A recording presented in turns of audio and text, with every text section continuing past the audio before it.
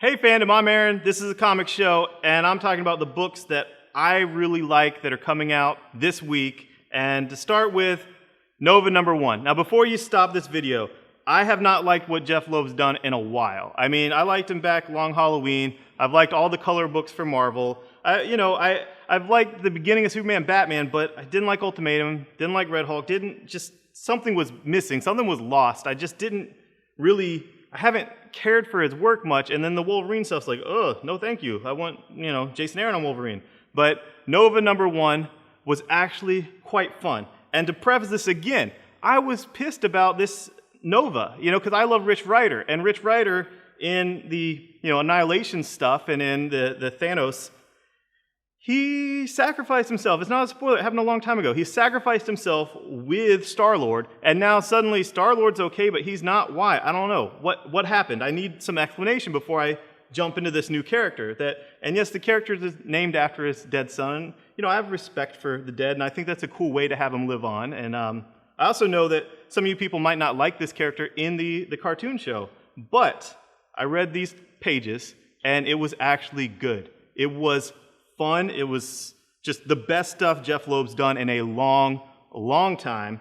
The ending, I don't want to spoil for you, but it is linked to what's going on in the cosmic stuff, to Guardians of the Galaxy, to Thanos Uprising, to the big late summer crossover. And just to put my money where my mouth is, I'm selling this half off at my store. You can get it for $2 at my store because I liked it, and I understand that there's so many no's to get to the yes to try this, so I'm going to be selling it for $2. And Guardians of the Galaxy by Bendis, when that comes out, I have the way that people at my store can get that for free. So, you just come in and talk about March books, and there's a way to get Guardians of the Galaxy for free because I think that what Jason Aaron and Brian Michael Bendis have planned for the big Marvel Cosmic thing is going to be insane, and you're going to want to say you were there from the start because, all this crap's going to be sold out, and it's just going to be crazy, and, like all new X-Men and things like that. Superior Spider-Man continues to impress. I really enjoy it. It's a lot of fun, the Spidey thing. Alpha big time. I never liked Alpha either. I didn't like anything about him. I didn't like the whole cautionary tale. I knew he, the great power, no responsibility, or blah, blah, blah. I like Fialkov, the writer, and Fialkov did write a story for Spider-Man before that I really enjoyed, and Spidey is going to be in here. How does Spidey relate to Alpha in ways that Peter didn't? And it was a very enjoyable book. So if you're digging Superior Spider-Man, give Alpha a try. Also, Avengers came out, the new Captain Universe. That was cool. Another Thor. I'm loving what Jason Aaron's doing with Thor. Mark Waid's Hulk as an agent of S.H.I.E.L.D. is actually going to reverberate into the Secret Avengers book as an agent of S.H.I.E.L.D. I'm really digging this. I love Mark Waid. The crazy pulp Captain America, sci-fi pulp Captain America by Rick Remender. I'm digging that. And DEADPOOL, now it's Star Wars, and it's not a Lucas reference, but a Ronald Reagan reference. Zombie Ronald Reagan. You will dig this if you like DEADPOOL. If you liked him fighting Nixon, this was hilarious. Moving on to DC.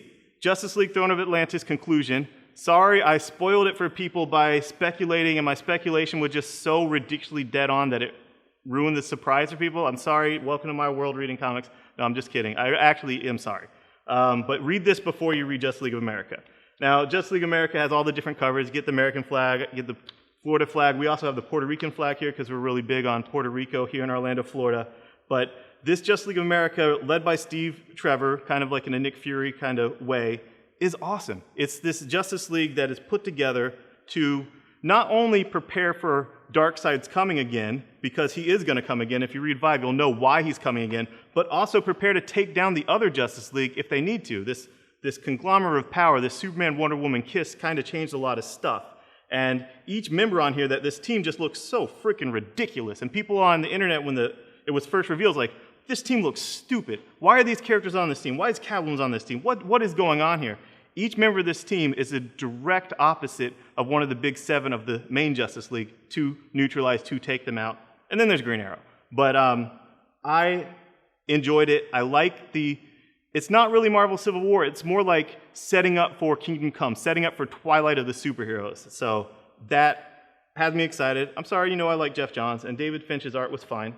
Geoff Johns also launched Vibe, Justice League America's Vibe, and, if you're Hispanic, and if you buy the Puerto Rican flag of this, you better get Vibe at my store because, you know, he's Hispanic. Cisco's awesome, and his origin is different. Everything's different. It's the New 52. His powers of vibration have something to do with boom tube type of stuff. He was in the event horizon of a boom tube when Darkseid originally attacked, and it's cool. Maybe he can vibrate through the other multiverse. Who knows? There's cool stuff about it, and I really dig it. Anything you know about Vibe from the past that you don't like isn't in here. This is awesome, and check it out. The last page is pretty jaw-dropping of a reveal. So it is very, very, very important. And yes, it looks like a third-string character, but you put Geoff Johns on it, and then you put Geoff Johns' accolades on it, his disciples on the books, as comes later with Sterling Gates and whatnot.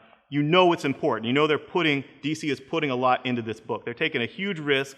So if you meet them in this risk, you will be satisfied. You will be happy because it was a lot of fun. Death of the Family is over. These two Aftermath books were actually quite awesome. This one actually says Aftermath. Something very significant happens to Jason Todd in here. And in this, you know we're all speculating about Damian next week. So this could be Damian's last encounter with Richard Grayson, Dick Grayson, who knows? That's me just speculating. I'm sorry. Wonder Woman's great. You know, I love this book.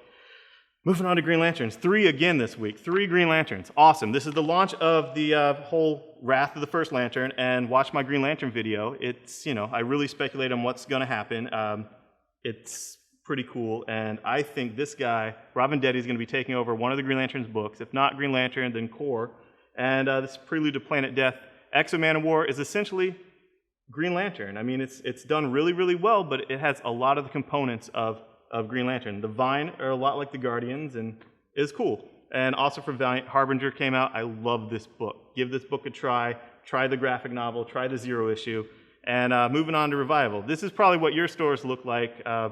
My store looks like this. Yeah, it's an old man in a wheelchair. Awesome! You know, that's cool. It connects with this one, and then I also have issue 2 out that connects with my Phantom Variant issue 1, and it's going to be like this 10-pitch thing by the time it's done. It's insane. If you like Revival, boom. We thought up as the Phantom Variant group, how could we best promote this book because it's just so awesome, and that's what we're doing. If you can't get the variants, I don't care.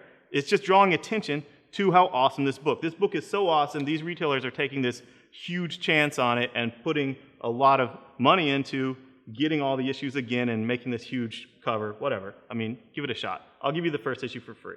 Not the Phantom one, though. SAGA, you know I love SAGA.